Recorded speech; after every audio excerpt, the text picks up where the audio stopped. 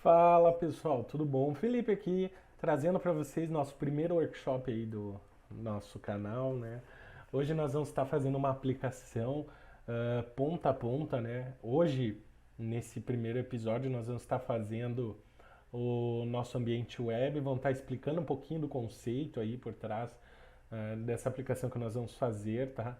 E nos próximos episódios nós vamos fazer também a comunicação com o banco de dados usando back-end em Node.js e também nós vamos estar fazendo a aplicação móvel usando React Native com Expo. Então, para você que quer aprender aí essa base para começar a iniciar as aplicações de vocês, vocês podem se preparar aí que esse workshop vai preparar vocês para esse evento. Então, vamos lá, tá? Sem muita enrolação. Vou dar só um conceitual aqui para vocês, tá? Então, para a gente começar, eu vou diminuir aqui minha telinha, tá? Vou colocar aqui no cantinho. Vamos abrir aqui, ó. Eu instalei na minha máquina alguns programas depois do último vídeo que a gente fez, né? E eu vou colocar aqui o Figma.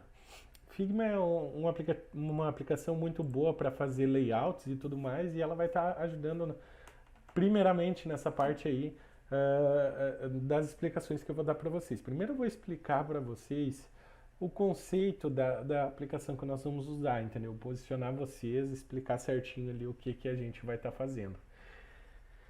E na sequência nós já vamos abrir os layouts aqui que a gente vai fazer, certo? Vou entrar aqui, eu já deixei meio que preparado, tá? Deixa eu expandir essa tela aqui.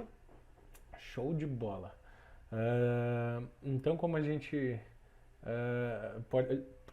já sabe, né, basicamente, anteriormente, né, nós tínhamos algumas estruturas de sites, né? Antigamente eram todos páginas estáticas, certo? E páginas estáticas, como todo mundo já sabe, né, elas não mudam. Esse é o principal conceito de páginas estáticas. Então, o que acontecia? Eu tinha todo o meu site lá, o navegador baixava o site inteiro e era aquilo lá. Tinha a página de contato, tudo fixo. Não dava para fazer muita coisa com esse tipo de conteúdo, mas já serviu e serve, né, para muita coisa esse tipo de página estática. Ela tem um desempenho mais rápido porque já está tudo pronto, né? É só baixar os arquivos do local, do repositório e exibir para o cliente. Então, já está tudo pronto lá. A segunda abordagem que eu ia explicar para vocês é as páginas dinâmicas, tá? E aí eu vou começar explicando pelo modelo que nós vamos usar e em seguida eu falo de um outro modelo também que é muito usado, mas que não vai ser esse que a gente vai usar. Tá? Então, basicamente, páginas dinâmicas são páginas que nós vamos tirar as informações de dentro de um banco de dados, tá? E vamos começar a montar elas em tela para devolver para o cliente. Nesse nosso caso que nós vamos fazer na nossa aplicação, ela é uma página dinâmica que ela é renderizada, né, que ela é montada no lado do cliente. O que acontece? Quando o nosso cliente, que pode ser a aplicação móvel ou pode ser um navegador de internet, abrir, por exemplo, esse recurso aqui, github.com, vamos supor, né? O cliente vai baixar do servidor uma aplicação que vai estar rodando no navegador ou no dispositivo que já vai estar rodando, né? Ele vai baixar essa navegação. E o que acontece então? Eu vou ter na minha aplicação, vou ter os dados dela e ela vai fazer esse primeiro download aqui, tá? Em seguida, por exemplo, eu criei uma rota aqui que eu estou procurando o usuário Dev Challenge dentro dessa minha aplicação, tá? O que acontece? Quando eu faço isso, ele vai fazer o seguinte: servidor, me dá todos os dados desse camarada aqui, ó. Então, lá no servidor, ele vai pegar essas informações no banco de dados, vai retornar para o servidor e o servidor vai mandar apenas a informação, né? Eu botei aqui em JSON, mas pode ser qualquer outro formato, pode ser XML, pode ser um texto formatado do jeito que você vai fazer no seu sistema, entendeu? Então ele pode ser várias maneiras de realizar isso. Eu botei JSON porque é como a gente vai usar. JSON nada mais é do que o mesmo formato de um objeto JavaScript, né? E é exatamente isso que significa essa sigla, né? JavaScript Object notation, né? Notação em objeto JavaScript. Então, ele vai retornar apenas o texto, tornando essa comunicação aqui muito rápida, né, do que de alguma outra maneira que a gente pudesse fazer. Claro, existem vários fatores que podem variar nisso, mas geralmente essa maneira de trabalhar com aplicações, ela se torna um pouquinho mais rápida que a outra maneira. Eu vou montar aqui o layout da outra maneira e retorno aqui para vocês. Então, galera, como eu tinha comentado com vocês, né, aqui a gente tem as páginas dinâmicas como quando elas são renderizadas do lado do servidor. Ela é muito utilizada por PHP, quando a gente, sei lá, trabalha com WordPress da vida, a gente usa algo como isso, né? Então, basicamente aqui, quando o nosso navegador ele faz uma requisição, né, para o servidor vai procurar dentro do banco de dados aquela rota, aqueles dados que tem lá, certo? Ele pega então esses dados desse link que a gente acessou primeiramente, ele passa por um modelo, por um template, né? E ele começa a gerar a página HTML que nós vamos ver. Tá? Então o servidor faz todo esse processamento aqui e entrega então a página completa em HTML para o navegador, certo? Quando o navegador abrir uma outra rota na aplicação, ele vai fazer a mesma coisa. O servidor vai no banco de dados, pega todos os dados necessários, passa no template, modelo e novamente gera uma página HTML nova que o navegador vai ter que baixar. Tá?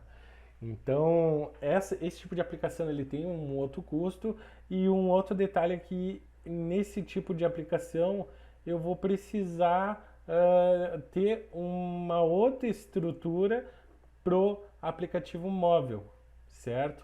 Na nossa estrutura anterior, a gente não precisava disso porque a estrutura do servidor trazendo apenas os dados do banco de dados e ele gerando na nossa aplicação fazia já suportava tudo que a gente precisava, certo? Então, basicamente, esse aqui é o conceito de server-side rendering e de client-side rendering para páginas dinâmicas, certo? E nós vamos estar trabalhando, então, com o primeiro modelo que eu apresentei para vocês, tá? Eu vou deixar esses modelos juntos no nosso repositório para vocês poderem consultar depois e tirar dúvidas de acordo com o que vocês quiserem, certo? Mas vamos lá, vamos iniciar o projeto e vamos partir para o código agora. Certo, pessoal, então eu abri aqui no Figma também, né, o layout da aplicação que nós vamos estar desenvolvendo essa semana, tá? Então a aplicação que eu me baseei nessa época do ano, que nós estamos no Natal, certo? Ela se chama Cartas para o Papai Noel. O que essa aplicação vai fazer, certo? Essa daqui é a nossa landing page aqui, ó, que é o que vai abrir quando a gente iniciar a aplicação web. Né? Nós vamos poder ver as cartinhas cadastradas por cidade, né? E eu já vou mostrar aqui para vocês como é que é essa visão, tá? Nós vamos ter aqui o estado e o município para a gente poder selecionar no nosso catálogo e aqui embaixo vai aparecer então um card com o nome da pessoa que mandou a cartinha, a cidade e estado, a cartinha em si e o método de contato, tá? O botãozinho de voltar, volta para a landing page, tá? Caso a gente precise voltar. E a gente vai então ter esse nosso botãozinho de ação aqui, que é o de criar a cartinha que vai abrir essa segunda tela aqui embaixo, né? Eu dei só uma ajustar na tela, mas obviamente aqui vai ter uma margenzinha aqui em cima para não ficar tão feio, né? Mas a nossa tela de dados é essa aqui, né? É o nome, estado, município, sobre que no caso seria a nossa cartinha, né? Nós não vamos ter esse máximo de caracteres aqui. Nós vamos ter aqui o número do WhatsApp da pessoa, caso ela queira ser contatada pelo WhatsApp ou pelo e-mail. Nós vamos ter uma parte interessante aqui nesse formulário, né, que é a primeira parte aqui de buscar o estado e município da API do IBGE. Então nós vamos estar aprendendo aí a como trabalhar com outras APIs, além da que a gente vai criar nesse workshop. Nós vamos também fazer uma máscara aqui para o nosso campo do WhatsApp, usando o padrão brasileiro de formatação de de telefone, né? E depois do e-mail também a gente vai fazer um esquema legal aqui para validar. Se tem o número do WhatsApp, ele vai botar o do WhatsApp como preferencial. Agora, se não tiver o número do WhatsApp, ele vai usar o e-mail. Só que para eu ter essa regra, eu preciso ter pelo menos um deles preenchido. Então nós vamos fazer essa validação aqui, vai ser bem legal. E o nosso botão de confirmar, que dando tudo certo, vai nos levar para essa tela aqui, certo? E se caso aconteça algum erro, nós vamos ter essa mesma tela, só que o fundo vai ser vermelho, a nossa imagem a gente vai alterar ela, certo? E a mensagem aqui de erro e o botãozinho voltar para o início. Tá? Vai ser a mesma ideia, a tela vai mudar só essas coisas que eu comentei, mas praticamente a mesma coisa. Então é isso, galera. A gente encerra por aqui então. Então vocês fiquem de olho no nosso canal que nós vamos ter mais alguns detalhes aí da nossa aplicação, certo? Hoje foi só para explicar a base do que nós vamos usar. No próximo episódio nós vamos construir toda essa aplicação aqui que eu mostrei para vocês. Tá bem bacana. Eu já terminei de fazer praticamente, só cortei aqui porque senão ia estender muito conteúdo, né?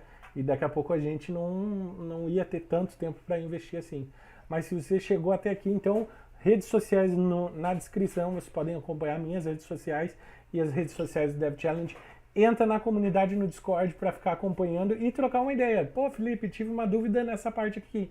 Pergunta lá, a gente troca uma ideia a mais, além do vídeo, tá? Se quiser também deixar comentários aí no canal, a galera do Dev Challenge também pode estar respondendo para vocês. Beleza, galera? Então ficamos por aqui. Até o próximo vídeo. Falou!